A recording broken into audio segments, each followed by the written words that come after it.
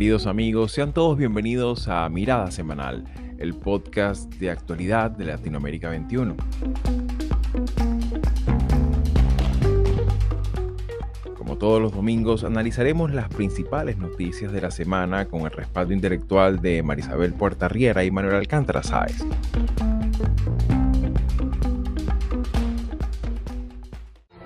La ganadora de la elección presidencial llegó con 5 minutos de anticipación a Palacio Nacional.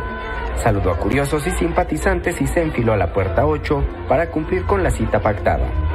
De manera sorpresiva apareció López Obrador que, dándole trato de jefa de Estado, salió hasta la calle para recibirla. Un beso y un abrazo fueron el sello de arranque de la transición entre el primero y lo que será el segundo gobierno de la llamada Cuarta Transformación.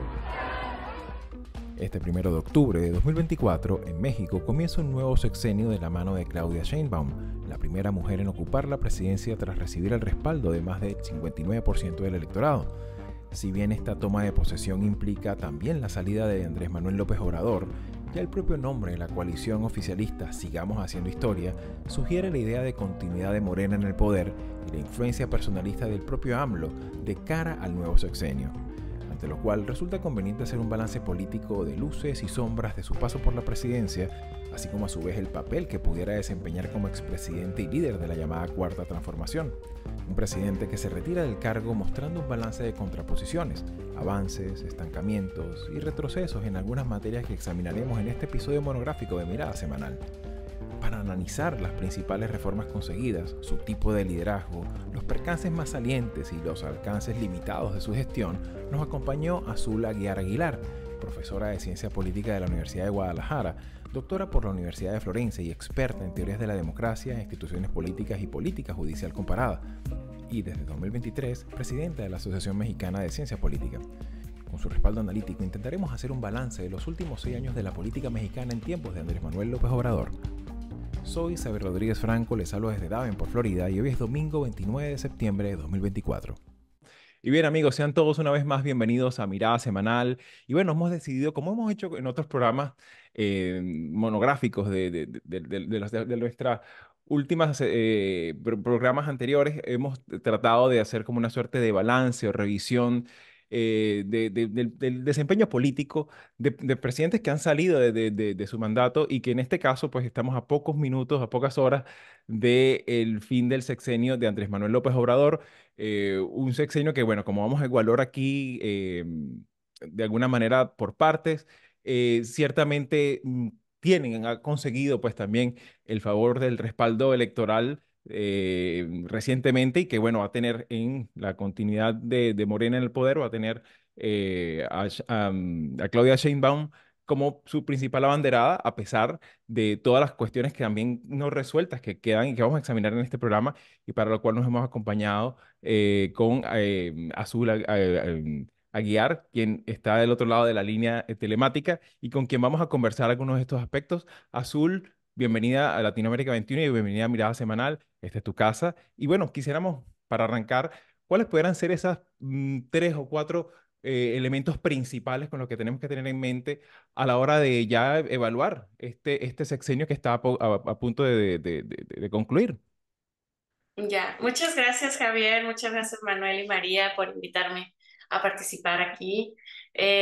Bueno, pues hay algunos puntos interesantes sobre el fin del sexenio. Creo que es importante comenzar con la idea de que la polarización que actualmente hay en el país es alta y digamos, esta polarización pues tiende a que tengamos dos versiones al menos de los resultados del sexenio, ¿no? Entonces, lo que les voy a contar aquí tiene que partir de esa base. México actualmente está altamente polarizado, políticamente polarizado, y eso ha provocado que pues una parte de la población tenga un apoyo altísimo al presidente saliente, mientras que otra esté sumamente inconforme en las calles protestando o sintiéndose acosada por las políticas implementadas y las decisiones tomadas por el presidente saliente, ¿no? Por Andrés Manuel. Entonces, tomando esto como base, podemos decir que bueno, pues esa parte de la población que ha apoyado de manera significativa, visible, incluso mayoritaria, el proyecto del presidente, pues es un sector de la población que encuentra que las políticas implementadas durante este sexenio han sido exitosas, ¿no? Por ejemplo, políticas relacionadas con la disminución de la pobreza mediante programas de transferencias de efectivo, de transferencias de dinero en efectivo, también programas, otro tipo de programas sociales, como por ejemplo siempre en la dinámica de estas transferencias que abarcan a sectores vulnerables, digamos, pero también no vulnerables. Entonces, podríamos decir que, por ejemplo, el apoyo a los adultos mayores, el apoyo a estudiantes, el apoyo a madres, ha tenido como un impacto significativo en la percepción que pueden tener estos sectores, ¿no? Sin embargo, una cosa que yo creo que puede tener un impacto, bueno, que tuvo un impacto muy sustantivo en la percepción de bienestar que tienen las personas, tiene que ver con la plataforma de conferencias matutinas del presidente, donde el presidente, pues desde la mañana a las 7 de la mañana, ponía la agenda que se iba a discutir en el país, ponía los temas, dividía a la sociedad en dos, los conservadores, los neoliberales, los fifís en un lado y el pueblo bueno en otro, ¿no?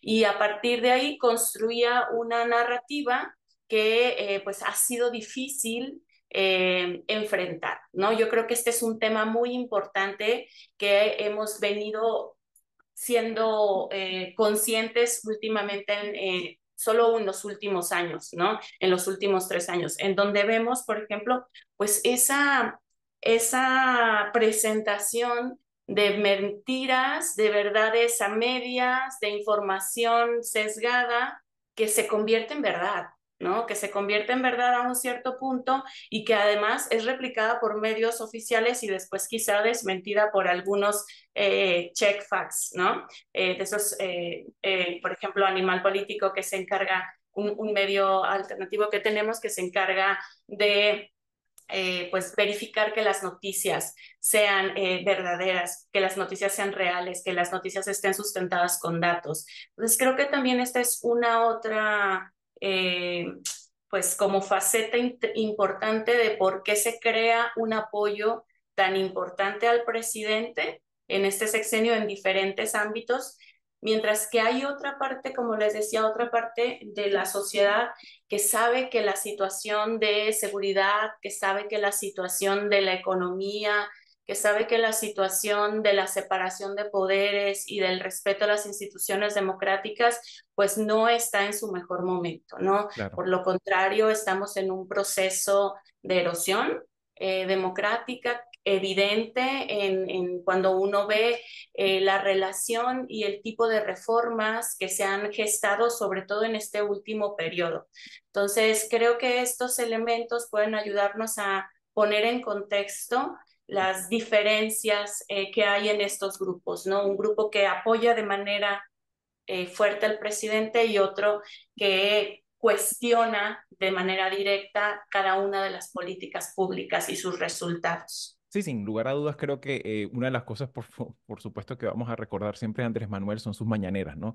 Y creo que ese elemento rector de la agenda, también en lo comunicacional, es un elemento que seguramente va a ser recordado, ¿no? Independientemente del desempeño político de lo que vayamos a ver ahorita en lo próximo, ¿no? Y en ese sentido, de hecho, lo hemos evaluado aquí con mucho rigor en otros episodios Mirada Semanal y sobre todo hace poco hicimos una evaluación sobre este tema, el impacto que puede llegar a tener de cara al futuro, sobre todo términos de gobernabilidad democrática esta reforma judicial. Y en ese sentido me gustaría también abrir la cancha para que Manolo nos comparta también algunas de sus impresiones y sobre todo sus preguntas, porque claro, son muchos elementos de este legado político que ciertamente seguirá teniendo influencia en lo próximo a venir en México.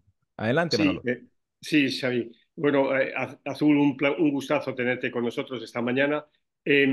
Cuando hablamos de dedicar este programa monográficamente a México y al sexenio que ahora está terminando, yo me planteé, bueno, ¿qué puede quedar de esto? qué líneas de esto puede quedar en un libro que se escriba dentro de X años, ¿no?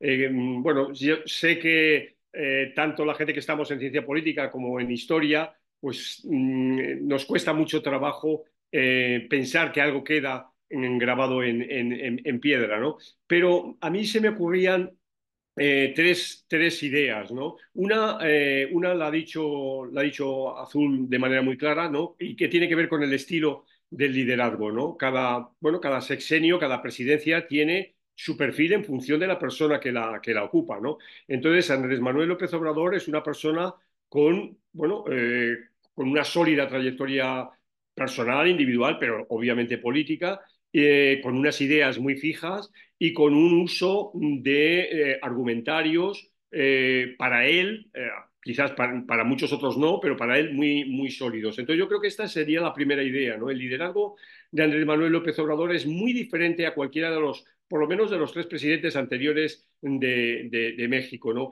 Y eso lo ha sabido instrumentalizar muy bien a través de dos mecanismos que finalmente han empatado con la gente. El primero lo ha dicho Azul muy bien, que es el tema de las mañaneras, ¿no? Es decir, ese periodo, ese lapso cotidiano, ¿no? De conectar con la gente a través de un lenguaje muy sencillo y de plantear una serie de problemas en una lógica binaria simplona, ¿no? De buenos y malos, los míos y el resto, ¿no? Y lo segundo es su capacidad de haberse movido por el país, ¿no? Es decir, es un hombre que realmente conoce cada rincón del país y eso, pues hay muy pocos políticos que pueden decir eso. Esta sería la primera cuestión, ¿no? La segunda cuestión es lo que podríamos denominar, esta primera cuestión lo podríamos llamar el populismo locuaz, ¿no? Yo lo definiría de esa manera. La segunda cuestión tiene que ver con la pulsión hacia el partido hegemónico o hacia un movimiento hegemónico, ¿no? En una tradición que en México fue muy sólida, por lo menos me atrevo a decir, durante 4 décadas con el PRI, ¿no? Partido en el que se socializó el presidente López Obrador, ¿no? Y esto me parece es importante porque marca, digamos, una constante, ¿no? En la vida política, en la vida política mexicana. Esto posiblemente, en términos de calidad de la democracia y demás, supone un paso atrás. También lo ha señalado Luz, ¿no? Es decir, Azul. Es decir, es un paso atrás en el sentido de una erosión de la democracia. Pero está ahí, ¿no? Y es evidente que Morena, bueno, pues se aproxima a los 2 tercios, se aproxima al 58-59% del voto popular y a los 2 tercios en las cámaras y a más en el control de las gobernaturas de los estados, ¿no? Esta sería la segunda idea.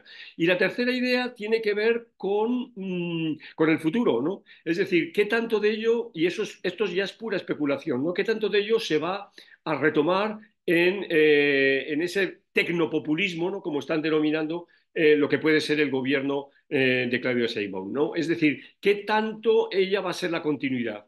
Igual, la experiencia nos dice que no hay delfín, en este caso delfín femenino, porque no sé si se puede apropiado decir la palabra delfina, de López Obrador. O sea, no sé qué tanto ella va a tener su propia agenda. En muchos países hemos visto cómo se ha llegado incluso a la traición, ¿no? En casos, bueno, tan notables como, yo qué sé, y tan diferentes como Colombia o como Ecuador, ¿no? Donde los sucesores de los líderes populistas, fuera Uribe o fuera Correa, traicionaron literalmente el legado de sus progenitores, ¿no? Entonces, esta es una pregunta que yo personalmente no tengo respuesta, porque también ahí pesa la tradición mexicana bueno, de cierto continuismo bajo la idea de Morena. Y termino con esto. Creo que el congreso que Morena celebró hace unos días es fundamental. Tenemos que ver lo que allí se habló, las personas. Pensemos, un hijo de López Obrador va a estar digamos, en primera línea de fuego del partido político Morena, pero ver qué tanto va a lograr este partido político consolidar un López Obradorismo, digamos, dentro de la tradición política mexicana. Sí, sí, adelante, Azul.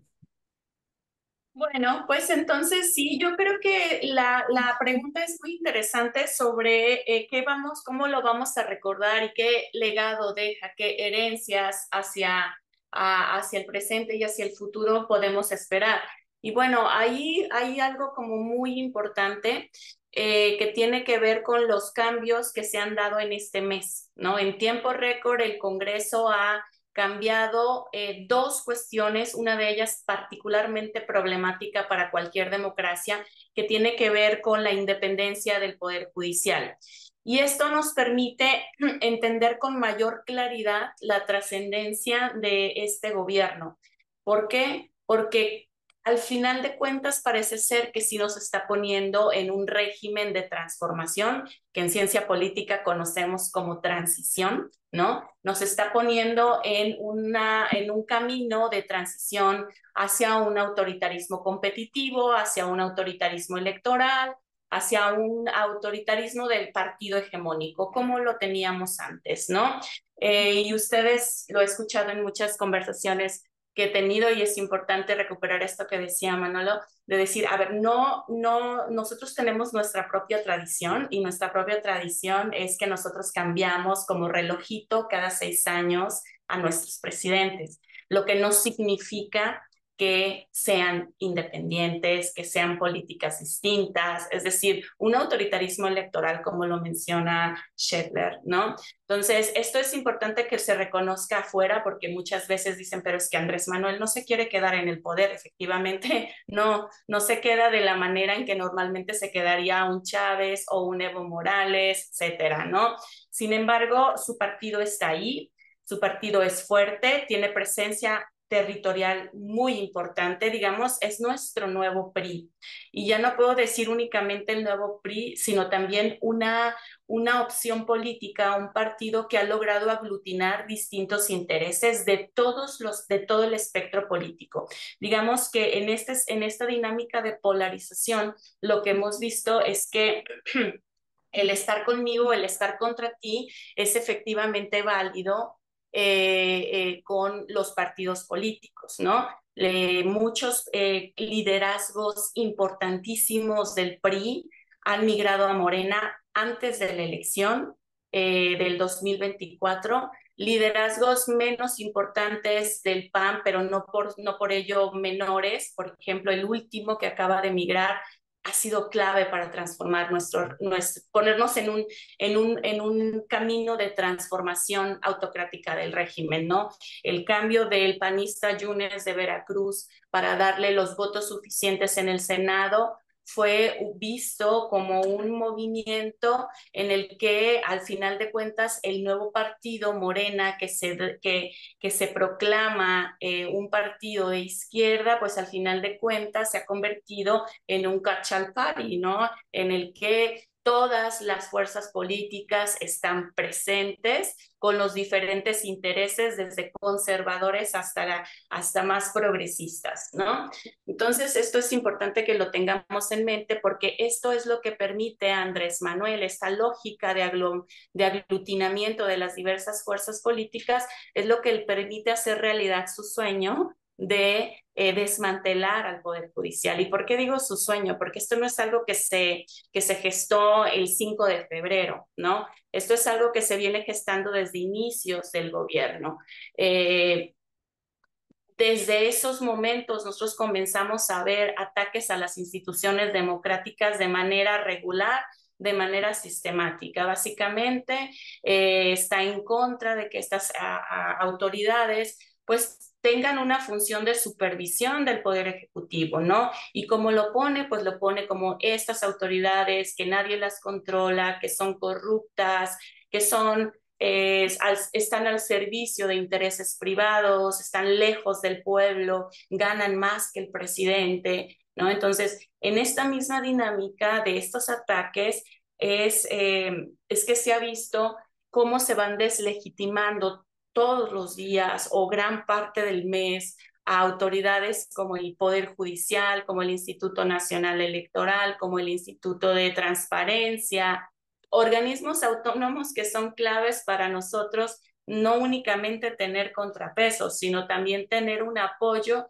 que nos ayude a decir, tenemos elecciones libres, tenemos un instituto que me puede dar información para poder saber el desempeño del gobierno, saber cuánto dinero se gasta, por ejemplo, en construcciones y obras como Dos Bocas, como el Tren Maya, etcétera, ¿no?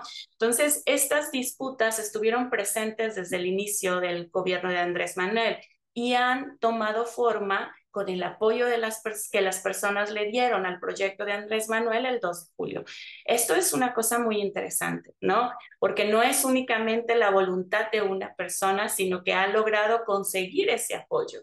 O ese apoyo, como lo podemos ver también de manera muy exitosa en otros países, ¿no? Como en El Salvador, un apoyo que no se imaginaba uno a una persona que tiene pues ideas hasta cierto punto autocráticas, ¿no? El apoyo que vimos a Bolsonaro en la última elección, estamos diciendo que prácticamente el 50%, el 48% de las personas pues tenía un voto favorable para él.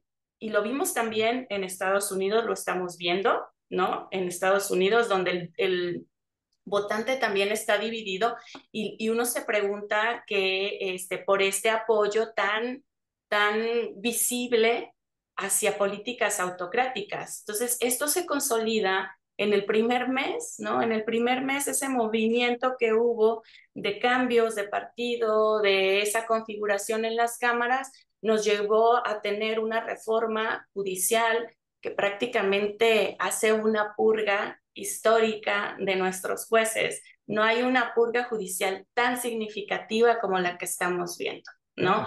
Van a correr a más de 1,600 jueces en los próximos 2 años, donde Morena tiene asegurada la mayoría en el legislativo, en el ejecutivo, para poder hacer esas listas que se requieren para que nosotras como ciudadanos, nosotras como personas, las votemos, ¿no? Claro. Entonces vamos a elegirlos por voto popular. Claro, y en ese sentido, por supuesto, esto deja un elemento de incidencia muy directa, ¿no? Sobre el próximo sexenio. Y en ese sentido también me gustaría abrir también la cancha con Marisabel, porque claro, uno de los elementos que viéndola a ella también recuerdo que muchas veces hemos tocado aquí en Mirada Semanal el tema del desempeño institucional, ¿no? Y sobre todo también este tema, bueno, hay muchos, ¿no? El tema con la prensa, el tema con los medios de comunicación sobre todo, pero también el tema, esa relación que vaya más de esas líneas rojas con el tema del ejército, ¿no? Con el tema de darle al ejército obra pública y que hasta qué punto esto, qué efecto puede tener en una circunstancia también de control territorial tan disputado en un país tan inmenso y tan complejo desde el punto de vista geoestratégico como es México, ¿no? Y entre otras muchas cosas, pero me gustaría darle el espacio también a Marisabel para que comente sus impresiones, porque bueno, forma parte también de lo que hemos evaluado aquí en Mirada Semanal en varias ocasiones. Así que adelante, Marisabel. Gracias, Xavi. De nuevo, bienvenida. Es un placer de verdad que nos acompañes. Y sobre todo porque a mí me interesa, creo que lo mencionaste, lo del tema comunicacional y lo importante que ha sido, que ha sido la estrategia de las mañaneras, ¿no?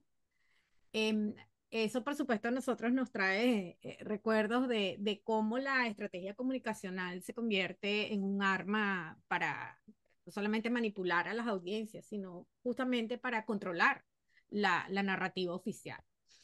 A mí me interesa saber qué opinión te merece lo que uno percibe desde afuera de un manejo, no sé si es que forma parte de una estrategia de, am- de ampliación de las relaciones formales institucionales de Morena con otros gobiernos que no son necesariamente muy democráticos, ¿verdad? Hemos visto algunas, al menos yo que sigo por las redes sociales a la embajada rusa en México. He visto también esa cercanía de Morena con el gobierno cubano. He visto miembros del partido Morena sosteniendo reuniones, talleres.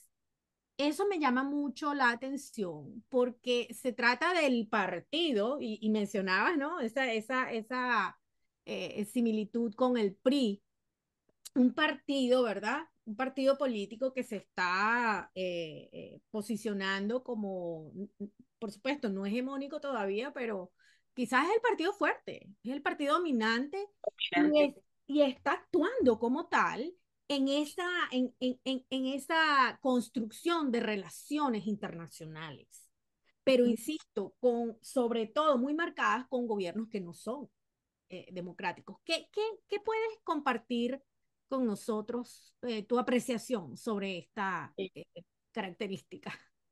Eso sí es muy interesante porque a diferencia, digamos, de los gobiernos anteriores, no estoy hablando del PRI, sino más bien de los gobiernos después de la transición, nuestras relaciones exteriores estuvieron marcadas por tener relaciones precisamente con gobiernos democráticos, ¿no? Y marginar hasta cierto punto donde fuera posible cualquier relación con un gobierno autoritario. Y ese sí es un cambio desde el inicio del gobierno de López Obrador.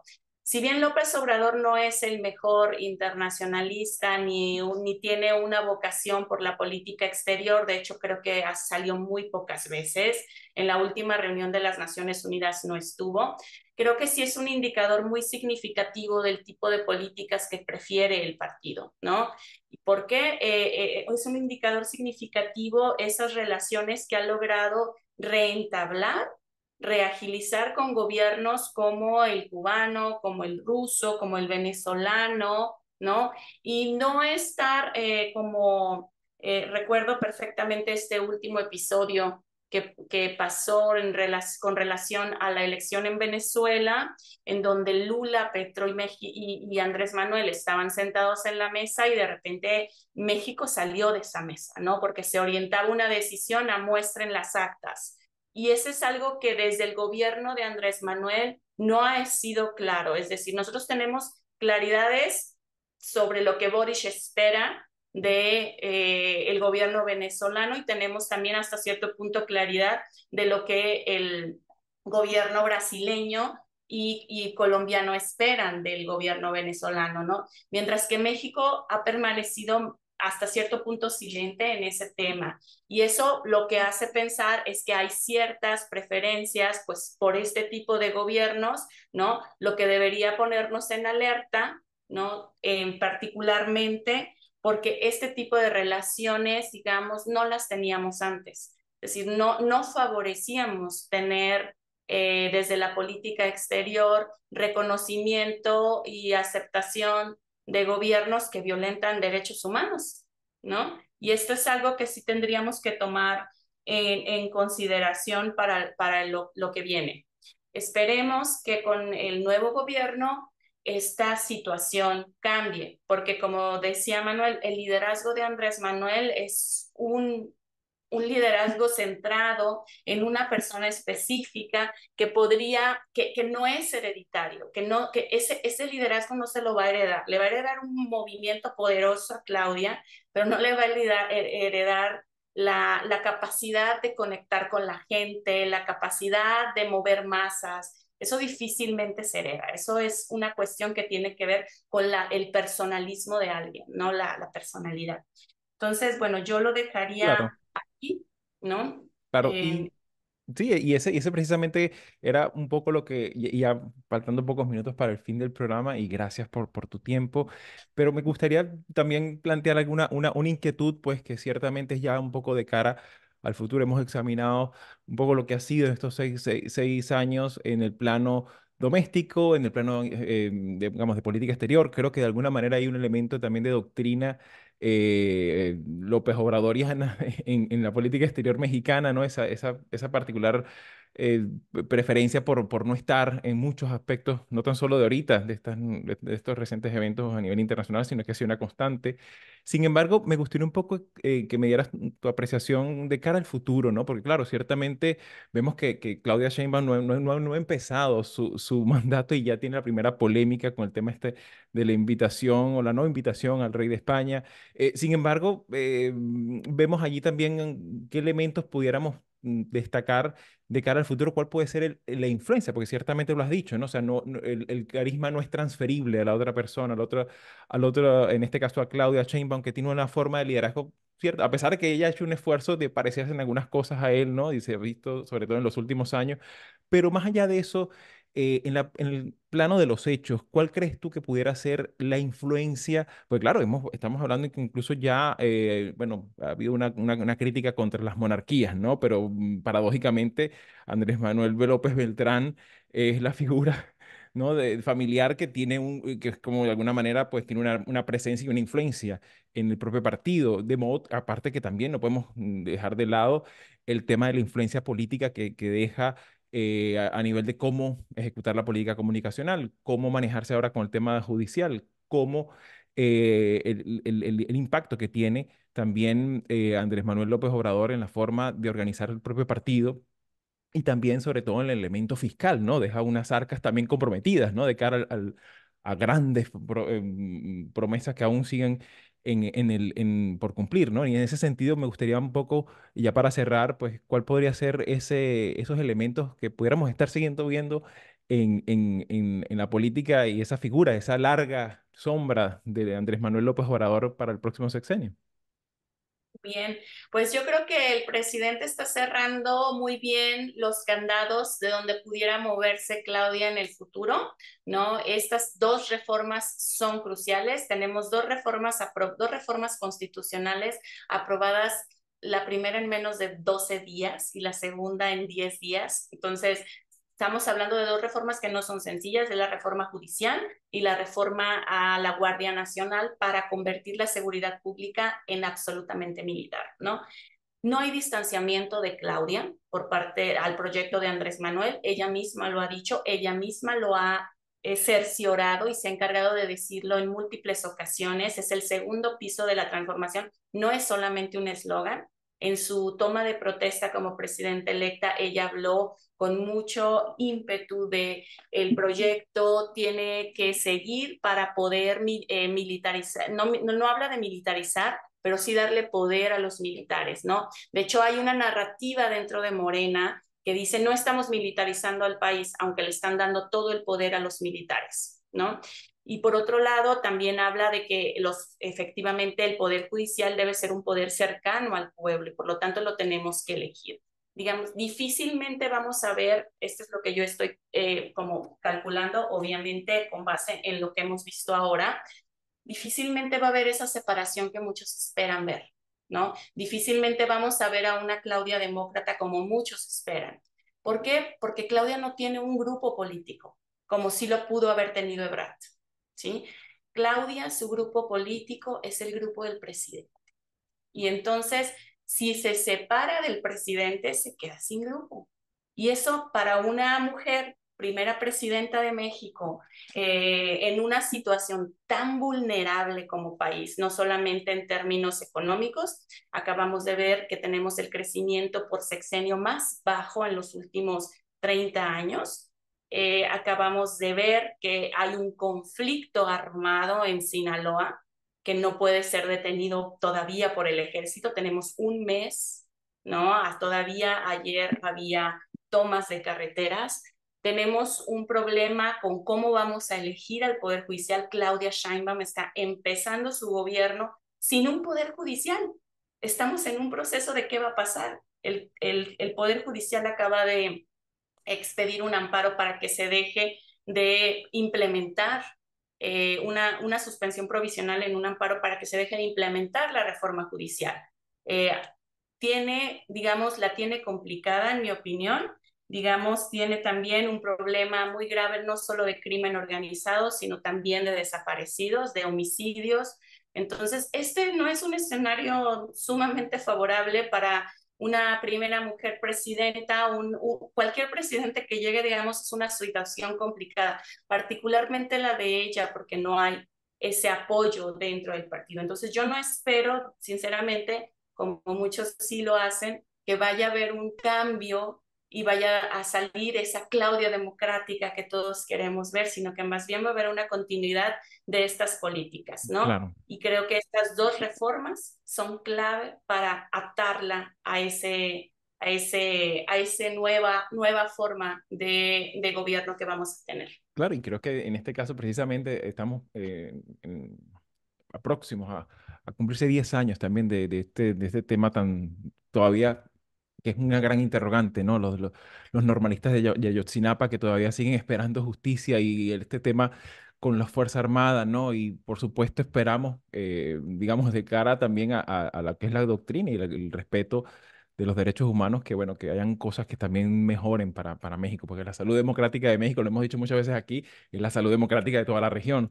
Así que bueno, Azul, muchísimas gracias por tu tiempo, ha sido un enorme placer compartir tus apreciaciones y tu sabiduría con nosotros, y bueno, esta es tu casa, y muy probablemente nos vamos a volver a establecer contacto para examinar el sexenio que viene de ahora de Claudia Sheinbaum. Muchísimas gracias por tu tiempo.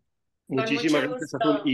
Y perdonadme que termine diciendo algo sobre el tema famoso de don Felipe VI. El problema es que nuestros políticos no saben de ciencia política ni de derecho constitucional y no saben que en un sistema parlamentario hay un jefe de Estado y hay un jefe de gobierno. Nada más. Claro, completamente de acuerdo, ¿no? Así es, bueno, muchísimas Muchísimas gracias. gracias. Hasta la Gracias. próxima. Muchísimas Gracias, gracias. Azul. Hasta la Gracias, próxima. María.